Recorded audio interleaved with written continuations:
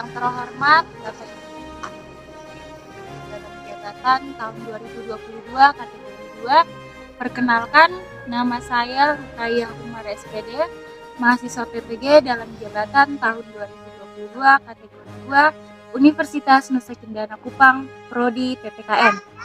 Pada hari ini, Selasa tanggal 13 Desember tahun 2022, saya akan melaksanakan proses pembelajaran di kelas 9A SMP Negeri 1 Atap Basarani, Kabupaten Flores Timur, dengan materi Kedaulatan Negara Republik Indonesia.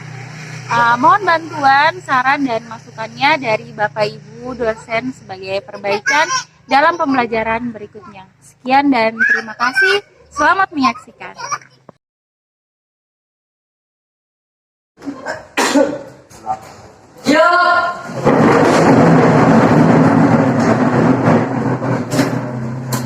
Hormat. Selamat pagi semua, silakan duduk. Terima kasih. Bagaimana kabar kalian pada pagi hari ini? Baik.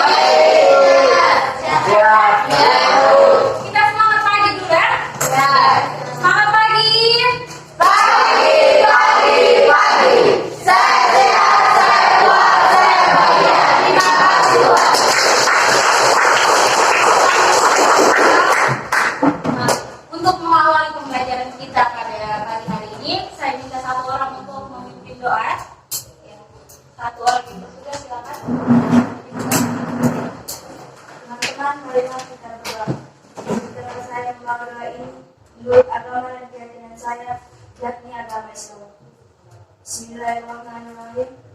Rabbi shrah li sadri wa yassir li amri wahlul 'uqdatam min lisani yafqahu qawli. Rabbi zidni ilman warzuqni fahma. Amin. Allahumma faqihni fid-din wa 'allimni at-ta'wil. Terima kasih, Cia. Silakan duduk. Ibu Asma juga. Ketua kelas mana, ketua kelas? Oke. Untuk kelas 9A ini siapa saja yang bisa hadir? Semua hadir. Oke, mantap. 9A hadir semua ya? Ya, Ibu.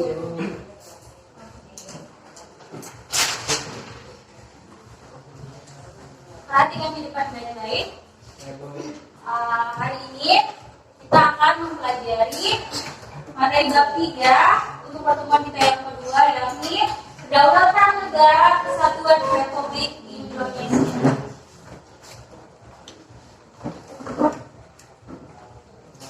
Oke. Bisa dilihat ya gambar di depan? Bisa. Iya. Kira-kira gambar di depan ini menunjukkan atau menggambarkan tentang apa? Sampai tahu angkat tangan? Ya, Iren silakan. Pemungutan suara. Pemungutan Suara. Salam untuk Iren. Ada lagi yang lain? Baru. Masuk dulu. Pelaksanaan pemilihan umum. Pelaksanaan pemilihan umum. Yang ketiga, Pemilu. ada surat Pemilu. pemilu atau pemilihan umum. Oke, gambar di atas ini menggambarkan tentang pelaksanaan pemilihan umum atau pemilu. Ya, di sini tepat sekali ya jawaban kalian. Gambar tersebut merupakan gambar pelaksanaan pemilihan umum atau pemilu. Pemilu merupakan salah satu kegiatan demokrasi, yaitu dengan mengumpulkan suara rakyat untuk memilih pemimpin ataupun wakil rakyat. Wakil rakyat di sini adalah anggota legislatif, misalnya anggota DPR, MPR, dan anggota DPRD. Oke. Kita simak dulu ya video untuk motivasi berikut ini.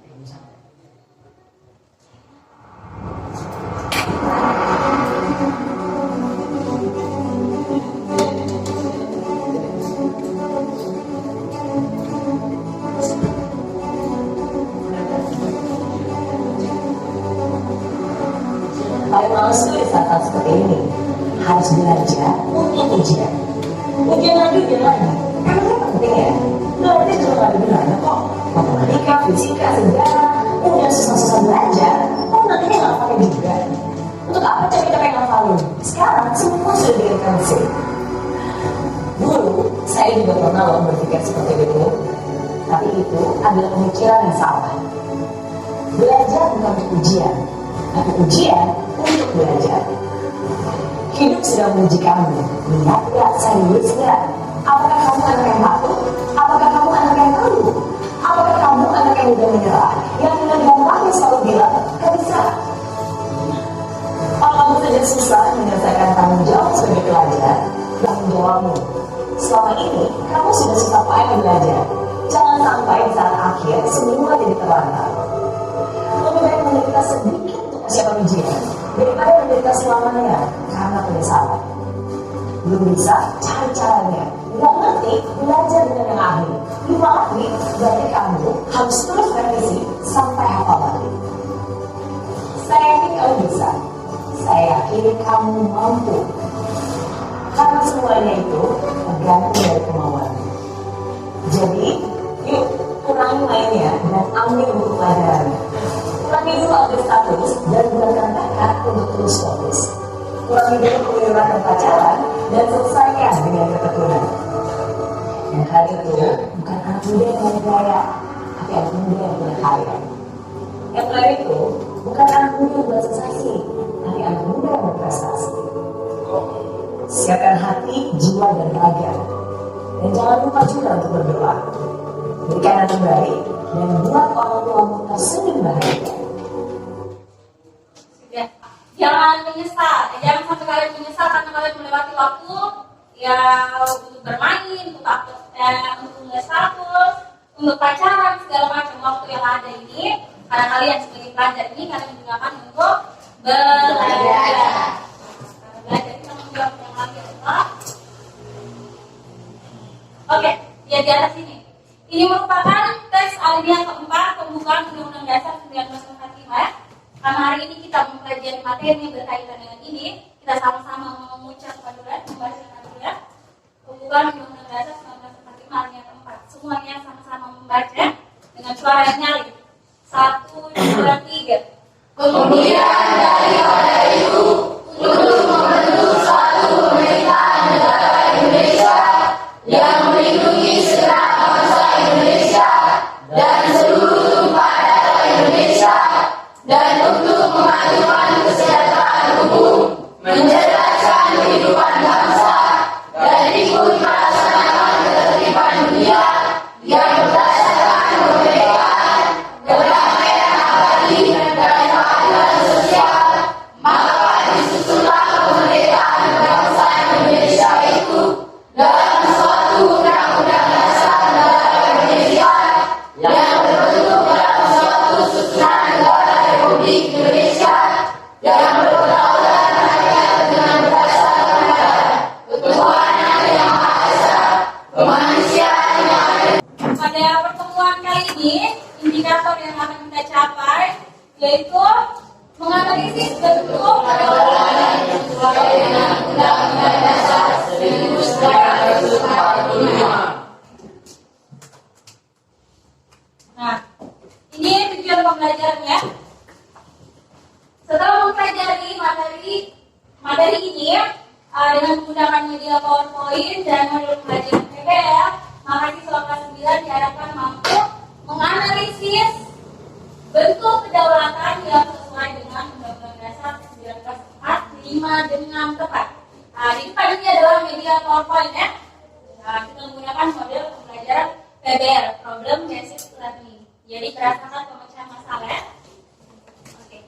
Kita nyanyikan dulu lagu nasional ya. Karena ini pelajaran PPKN, maka kita harus terus meningkatkan rasa nasionalisme atau cinta tanah air kita. Salah satunya dengan menyanyikan lagu nasional. Saya siap dulu semuanya berdiri.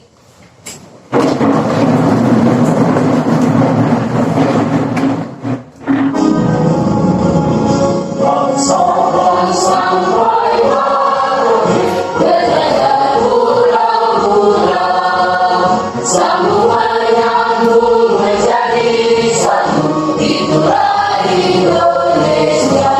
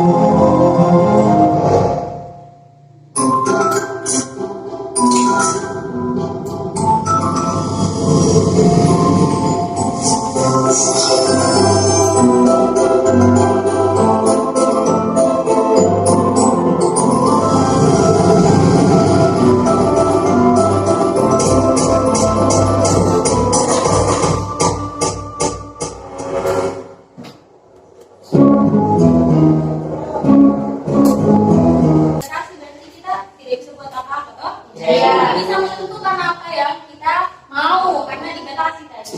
Nah, ini berkaitan dengan pembelajaran kita yaitu mengenai kedaulatan. Kedaulatan berarti kekuasaan seseorang untuk berkuasa atas dirinya. Misalnya kedaulatan di suatu negara berarti kekuasaan atas suatu negara untuk menjalankan pemerintahannya. Apabila suatu negara tidak memiliki kedaulatan atau kebebasan untuk mengatur pemerintahannya, maka tidak disebut suatu negara. Karena ada 4 unsur terbentuknya suatu negara, yaitu yang pertama adanya wilayah, yang kedua adanya rakyat, yang ketiga adalah adanya pemerintahan yang berdaulat, yang keempat pengakuan dari negara lain. Nah, pemerintahan yang berdaulat ini maksudnya pemerintahan yang berdiri sendiri tanpa adanya tidak sedang dijajah. Dia bebas untuk menentukan arah pemerintahannya sendiri.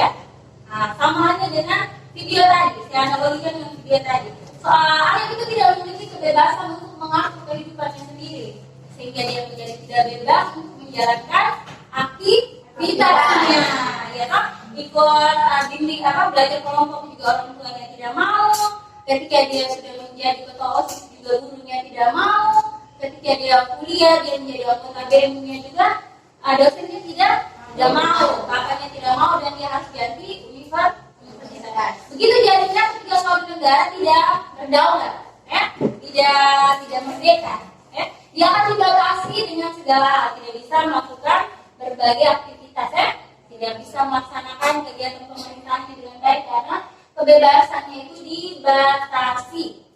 Sampai di sini sudah paham? Itu cuma analogi saja. Oke, lanjut. Nah, sekarang tugas kalian duduklah berdasarkan kelompok dengan berhitung 1 sampai 4. 3, 4, 1, 2, 3, 4, 1. Kelompok 1 di sini, kelompok 2 di sini, 3 di sini dan 4 di sini. Ayo.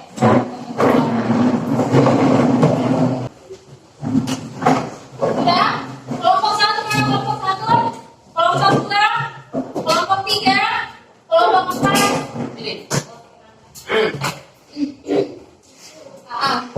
Jadi kalian lihat di depan sini ya.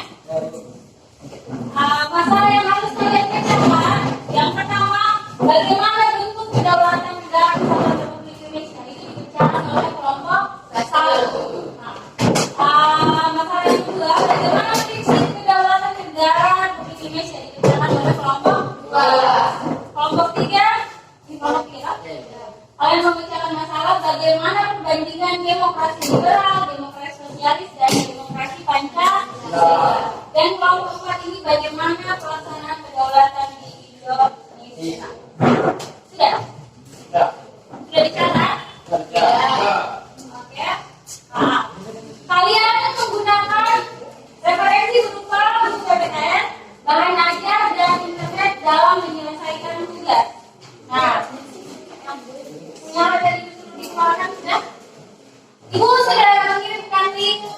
bahan ajar di grup WA kita bisa kalian akses sebagai bahan bacaan, buku referensi kita yaitu dokumen dan juga bahan ajar ya.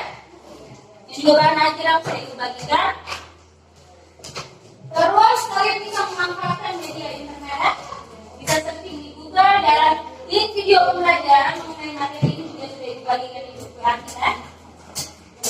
Yang butuh akses internet, butuh wifi, bisa aktifkan di bukunya waktu potensi ya.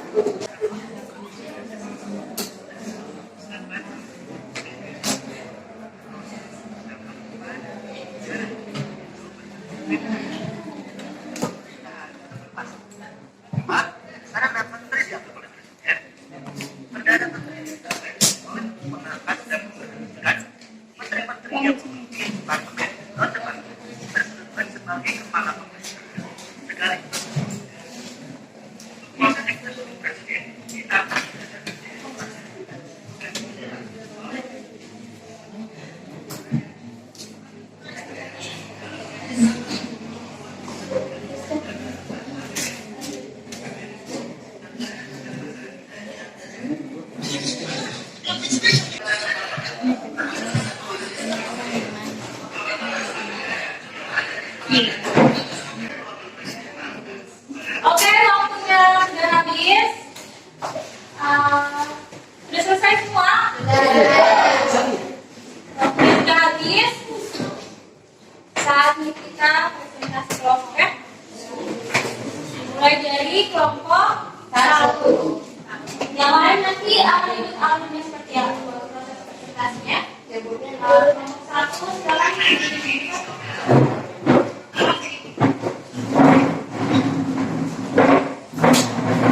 Selamat pagi Bu Guru, selamat pagi teman-teman semua. Selamat pagi. Sebelum memulai presentasi hari ini, kami akan memperkenalkan diri. Nama saya Margarita Kusamon sebagai moderator. Nama saya Chloe Punjaji Moron sebagai pembaca materi.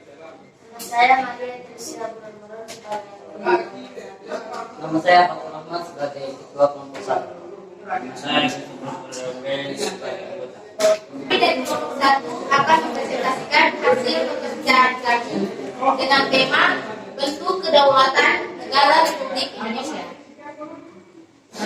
Waktu dan kesempatan saya berikan kepada teman saya. Terima kasih atas kesempatan yang diberikan. Saya akan membacakan hasil kerja kelompok kami dengan tema bentuk kedaulatan negara Republik Indonesia. Negara Indonesia adalah negara yang berdasarkan atas kedaulatan rakyat. Landasan hukum negara Indonesia menganut kedaulatan rakyat ditegaskan dalam Undang-Undang Dasar Negara Republik Indonesia tahun 1945. A. Pembukaan Undang-Undang Dasar Negara Republik Indonesia tahun 1945 Alia keempat, yaitu maka disitulah kemerdekaan bangsa Indonesia itu dalam suatu undang-undang dasar negara Indonesia yang terbentuk dalam suatu kesatuan negara Indonesia yang berkedaulatan rakyat. B. Pasal 1 ayat 2 Undang-Undang Dasar Negara Republik Indonesia tahun 1945 menegaskan kedaulatan berada di tangan rakyat dan dilaksanakan menurut Undang-Undang Dasar. Demikian hasil diskusi kami. Mungkin ada masukan atau pertanyaan dari teman-teman, kami silakan. Ya, teman kita silakan. Terima kasih atas waktu dan kesempatannya. Kami dari kelompok 3 ingin bertanya dalam presentasi tadi kelompok 1. Tadi sudah dijelaskan mengenai negara Indonesia berdasarkan pada kedaulatan rakyat. Coba jelaskan maksud dari Izinkan kami untuk berdiskusi dalam satu menit.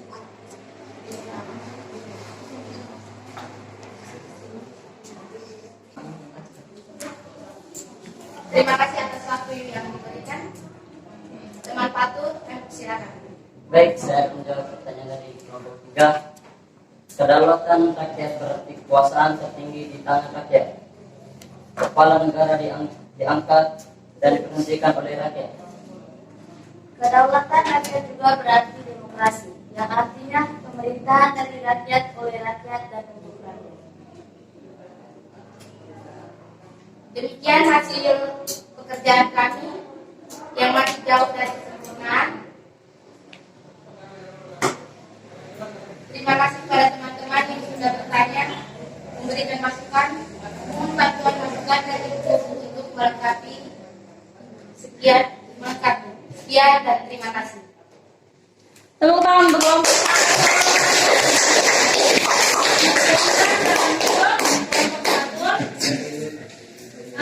Tadi pertanyaan dari kelompok berapa? Dari kelompok besar mengenai pengertian kedaulatan rakyat. Ini sudah dijawab oleh kelompok 1 baik sekali ya. Kedaulatan rakyat sendiri berarti kekuasaan tertinggi berada di tangan rakyat. Jadi dalam suatu negara itu kekuasaan tertinggi dalam hal ini kepala pemerintahannya itu berasal dari rakyat. Nah, kedaulatan rakyat disebut juga dengan demokrasi.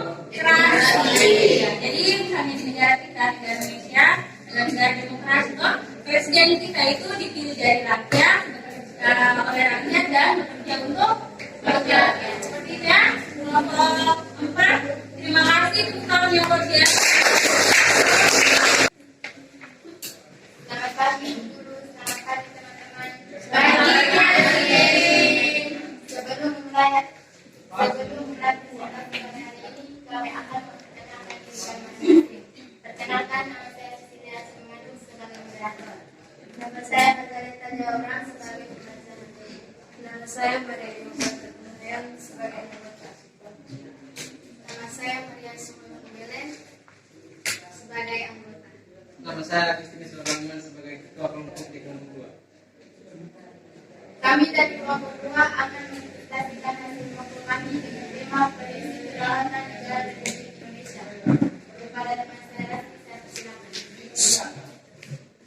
Terima kasih atas kesempatan yang diberikan. Kami akan membacakan hasil diskusi kami. Demikian hasil presentasi kami. Kepada teman-teman yang ingin bertanya atau memberi masukan, saya persilakan. Ya baik, saudara Anies, saya mempersilakan untuk bertanya. Terima kasih atas waktu dan kesempatan. Kami dari kelompok 3 ingin bertanya dalam presentasi tadi kelompok 2. Tadi sudah dijelaskan mengenai pengambilan keputusan dalam demokrasi Pancasila dilakukan melalui musyawarah mufakat. Coba jelaskan pengertian musyawarah dan mufakat. Terima kasih atas pertanyaan dari kelompok 3. Beri kami kesempatan 1 menit untuk berdiskusi.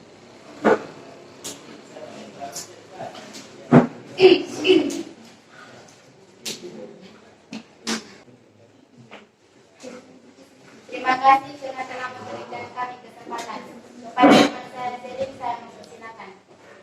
Baik, saya akan mencoba menjawab pertanyaan dari kelompok 3. Pengertian musyawarah adalah membahas bersama suatu masalah untuk dicapai kesepakatan. Sementara mufakat adalah kesepakatan untuk melaksanakan hasil musyawarah. Demikian hasil presentasi kelompok kami yang masih jauh dari kesempurnaan. Terima kasih kepada teman-teman yang sudah bertanya dan memberi masukan. Mohon bantuan dari Ibu Guru untuk melengkapi. Sekian dan terima kasih. Oke, tepuk tangan dulu.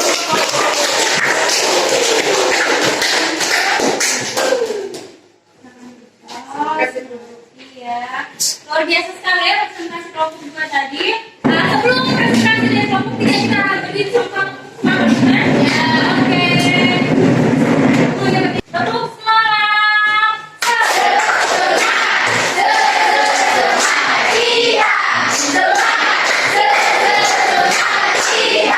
Oke, Selamat pagi Bu Guru, selamat pagi teman-teman semua. Sebelum mulai presentasi hari ini, kami akan memperkenalkan diri kami. Saya moderator Stefanus Polisogen. Saya Maria Jessica Dinanogo sebagai Nama saya Ketua saya sebagai ketua kelompok. saya Kartini Sianti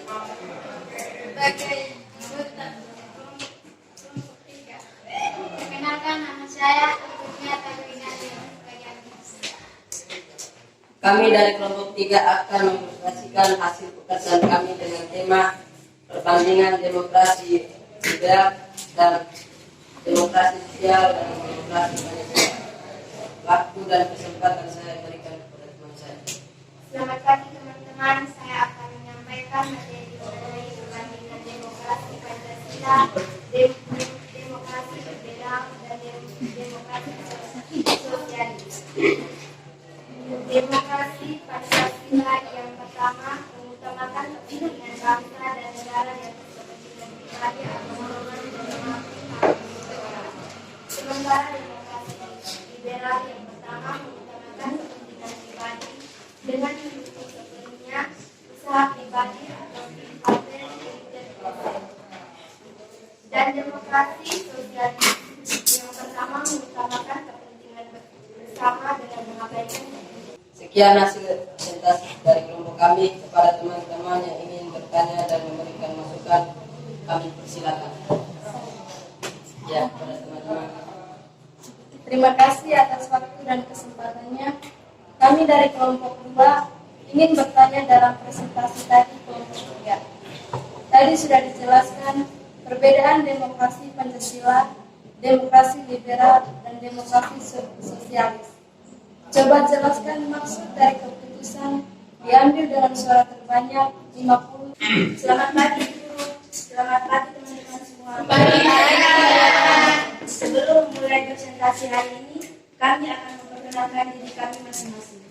Perkenalkan, nama saya Indonesia Yola Putri sebagai moderator. Perkenalkan, nama saya Masina Nobuda sebagai pemateri. Perkenalkan, nama saya Hasan Pujiawan sebagai ketua kelompok. Perkenalkan, nama saya Maria Bertiari sebagai anggota. Perkenalkan, nama saya Bertiari Miranda sebagai anggota. Kami dari kelompok 4 akan mempresentasikan hasil pekerjaan kami dengan tema prinsip kedaulatan negara Republik Indonesia. Waktu dan kesempatan saya berikan kepada teman saya. Terima kasih atas kesempatan yang diberikan. Saya akan menyampaikan materi mengenai prinsip kedaulatan negara Republik Indonesia. Pelaksanaan demokrasi di Indonesia dilakukan dengan dua cara, yaitu langsung dan tidak langsung. Contoh pelaksanaan demokrasi langsung adalah pelaksanaan pemilihan presiden dan wakil presiden, pemilihan kepala daerah dan wakil kepala daerah, serta pemilihan kepala desa. Sekian hasil presentasi dari kelompok kami. Kepada teman-teman yang ingin bertanya dan memberi masukan, kami persilakan. Baik, teman-teman. Terima kasih atas waktu dan kesempatannya. Kami dari kelompok 2 ingin bertanya dalam presentasi tadi kelompok 4. Tadi sudah dijelaskan mengenai demokrasi langsung dan tidak langsung. Coba berikan contoh pelaksanaan demokrasi tidak langsung. Terima kasih. Pertanyaan dari kelompok 1 akan dijawab oleh. Baik, saya akan menjawab pertanyaan dari kelompok 2. Contoh pelaksanaan demokrasi tidak langsung adalah adanya lembaga perwakilan rakyat yang bertugas untuk menyampaikan aspirasi dan amanat rakyat dalam pemerintahan. Wakil-wakil rakyat yang akan duduk di DPR, DPD, dan DPRD dipilih oleh rakyat secara langsung melalui pemilihan umum. Jadi secara tidak langsung suara rakyat disampaikan melalui wakil rakyat seperti anggota DPR. Demikian hasil presentasi kelompok kami yang masih jauh dari kesempurnaan. Terima kasih kepada teman-teman yang telah bertanya dan memberikan masukan. Mohon bantuan masukan dari Ibu Guru untuk melengkapi.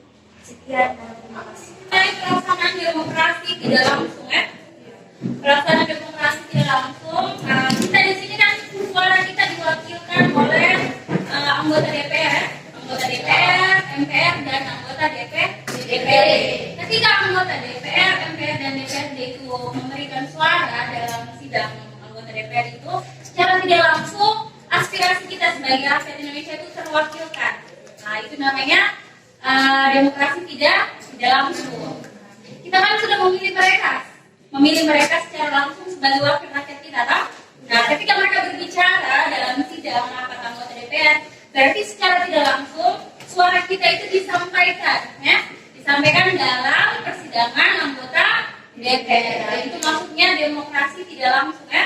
Perwakilan rakyat di anggota DPR itu menyampaikan aspirasi kita. Oke, seperti itu. Oke, terima kasih luar biasa untuk tamu kita semua.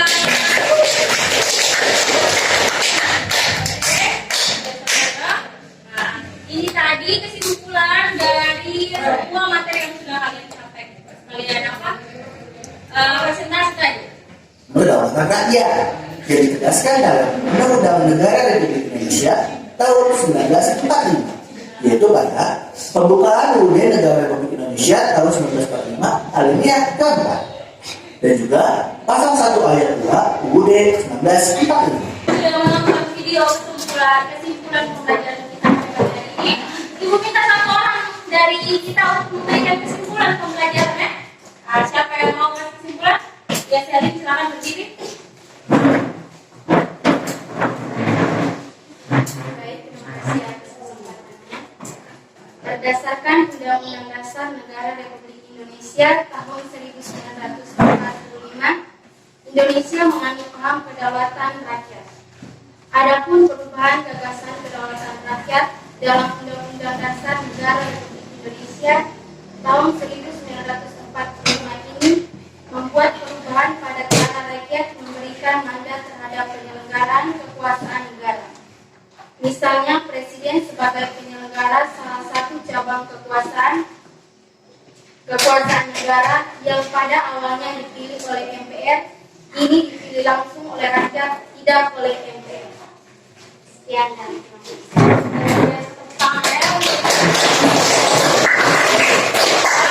Sekarang kita mau post-test dulu. Tolong perhatikan kalian punya pekerjaan yang tadi. Perhatikan kalian pekerjaan yang tadi.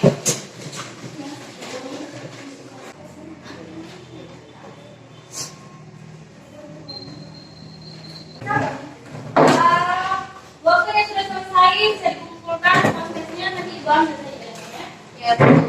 Ini yang lain boleh tenang di tempat.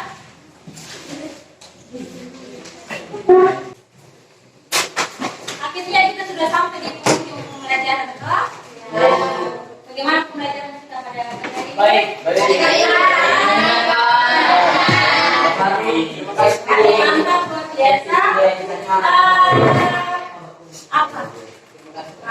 Terima kasih juga, terima kasih banyak kepada kalian ya. Pembelajaran hari ini luar biasa sekali. Sekali lagi tepuk tangan untuk kita semua. Untuk mengakhiri pembelajaran kita pada pagi hari ini, supaya nanti kita pulang sambil dengan ceramah, Ibu minta satu orang untuk memimpin doa kita ya. Iya. Silakan. Terima kasih. Teman-teman, mari kita berdoa. Izin balasan doa Tuhan ini untuk agama dan saya yang dan lembaga dan